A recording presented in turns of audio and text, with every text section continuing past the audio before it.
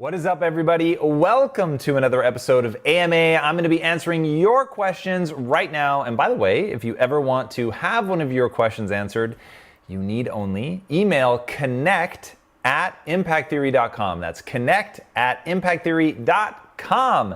Today's episode is brought to you by Brick by Brick. You can go right now to shop.impacttheory.com and get yours. All about self-signaling, being true to your identity, which is something I was just thinking of today, that your identity really does drive your behavior. And that's what all of the items on our store is meant to be about, things that help you craft your identity so that you can absolutely smash it and do all the things you guys want to do. All right, without further delay, here's the first question. This is from Julian Barangold. I'm a visual artist. I make abstract paintings. I have days where I see my work and feel proud and have the feeling it's going to be super successful, and other days where I see it and think it's shit. I can't help but doubt myself half the time. How can I work against imposter syndrome when I'm objectively already good at what I do, but have days where I can't believe in myself and days where I do? So I think that everybody has days where they struggle with whether or not they're going to be able to pull off their dream, whether they are an imposter, whether they're actually good or talented. And the important thing that I do in those moments is I remind myself that if I'm having that moment of crisis, and maybe I'm right, maybe I'm really not good, well, the answer is maybe I'm not good yet. And as long as I remember that even if what I'm finally realizing is the truth, that I'm not yet a good painter, a good business person, a good whatever it is that you're struggling with, well, the reality is I can get good. And so it's really about, if there's a skill that I'm missing, that I can go out and acquire that skill, and I'm going to have to put in the work, but I've gotten as far as I've gotten in life, being bad at whatever it is that I'm worried about, and I need to remember that at any time, if I want to apply more energy into getting good at that thing, that I can. And the only thing that's damaging, especially for an artist, is when you think it is a permanent state of affairs that you're not good at something. If you remind yourself, repeat in your head over and over and over and over and over relentlessly that you can get good. So even if you're not, that's not a death sentence. And that's where people really get hung up, is they are so convinced that this realization that they're not good is somehow bad or devastating. It's simply a reminder that you can get good. So I wouldn't worry about it. On the days you're feeling good, go kill it, crush it, lead with that confidence, let it really help you create your best art. But on the days where you're not feeling confident, just remind yourself that maybe you really aren't that good, and it doesn't matter because you can get good. So just put all of that energy into improving, into practicing, and don't think of it as some permanent state that means that you should quit or give up. It's when you quit and give up that you're going to go into the death spiral, because not doing it, not pushing yourself, not getting better, not even getting the bad stuff out there is how you hold yourself back. And Seth Godin has an amazing quote about this, and he says, every time somebody tells him that they're a bad writer, he says, oh yeah, show me your bad writing. And the reality is most people don't have any, because they are so convinced that they're bad that they just stop. And it's the stopping that becomes the problem, not the being bad. So just keep doing it. Keep putting out art, and you're going to get better over time, even if you really are bad. And if it's just total bullshit, then just use that negative voice as a reminder to think something positive, get back out there and create something, and keep going and keep moving forward. All right, next up, Sana Roof. And a gag from Wookie, who has wandered onto set.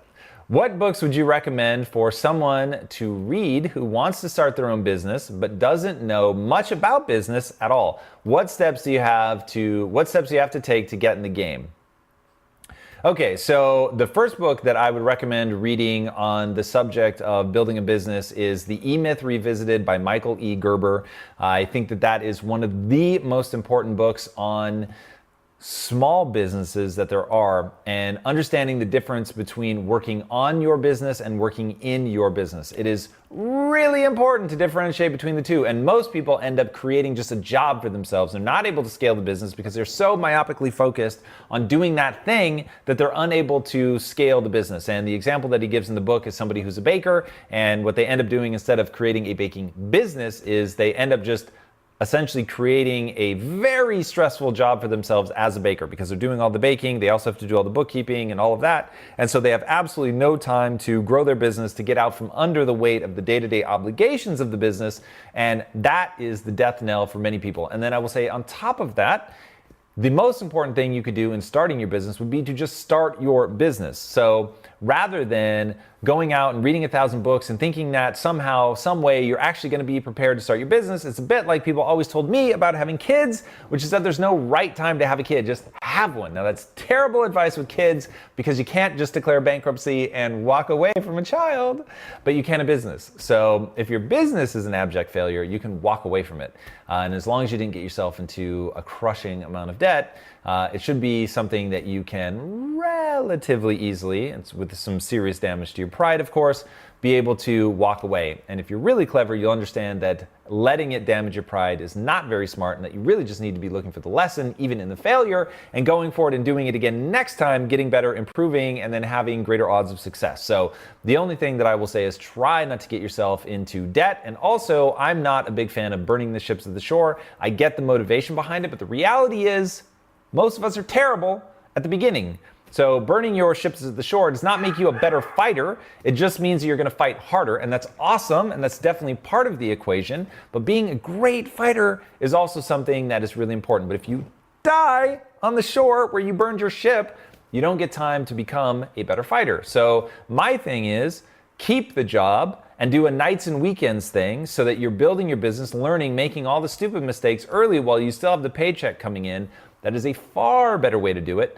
And I highly recommend that. Also, another strategy, and this is kind of the strategy that I employed in the beginning of my career, was I was a linchpin first, and then I translated that into ownership in the business, and then really, truly started embarking on, it's only sort of true in terms of the timeline, but you get the idea. I had started companies before, they were all abject failures. And then it was once I had become a linchpin and really worked my way up inside of a startup that then I was able to go on and start very successful companies. But there was a really long learning curve. So doing something where you can protect yourself in that process, I think is really, really smart. And then might I suggest taking a job at a startup where there are a lot more opportunities and you're going to be able to dive really deep into some really important roles, even if you don't have the pedigree to do that. Startups are a great way if you're very okay with that company tanking, and so that your resume may look a little bit awkward. But personally, if I had to do it over again,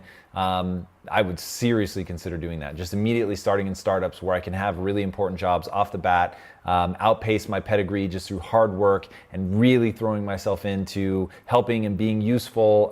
There's just usually greater opportunities to climb up. So even though those jobs may only last a year or 2 years, because so many companies fail, I think that you're going to get a tremendous amount out of doing that. So something I haven't actually talked much about. All right, next up, Dario. On my days when I'm feeling low and tired, my old mindset tends to sneak in and makes me question everything that I've done so far.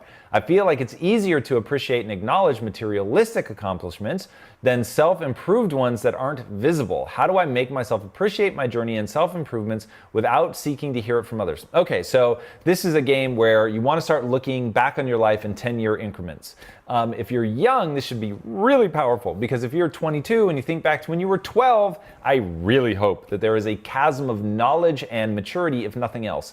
And then no matter what age you are beyond that, when you look back 10 years, you see just how much you've transformed. And don't discount yourself if you're looking back to your preteen years or your teenage years, because that's where you are. You're asking this from your earlier mid-20s. It's still such a powerful example of how much a human being can transform. And I think most people just think, well, that's a natural part of growing and maturing. Exactly. And there is a natural part of growing and maturing that's going to keep happening your entire life. So it's called experience. So don't discount it and say, oh, well, that was, just experience when I was a kid. Everybody gets that. Instead, look at it and say, wow, I've really come a long way from the time that I was 13 or 15 or wherever your clock is. And then the same thing is true when you're, 32 and you're looking back to where you were 22. Oh my God, when I think back to how out of control I was in my early 20s, like that was a really incredible time for me in my early 30s to start looking back at that 10-year horizon and realizing how much I was learning and how much I was growing. And if you're pushing yourself every day, that stuff really does stack up. So rather than look over the past 6 months or the past year, get a window into how much you've changed in 10 years. And if you haven't changed in 10 years, then be honest with yourself. Use that as a kick in the ass that you need to hold yourself to a higher standard and to get started and get moving and keep pushing yourself.